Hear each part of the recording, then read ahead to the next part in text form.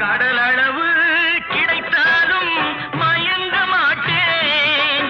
அது கையளவே ஆனாலும் கலங்க மாட்டேன். உள்ளத்திலே உள்ளதுதான் உலகம் கண்ணா, இதை உணர்ந்து கொண்டே துன்பமெல்லாம் விலகும் கண்ணா. உணர்ந்து கொண்டேன் துன்பமெல்லாம் விலகும் கண்ணா. ஆட்டுவித்தால் யாரோ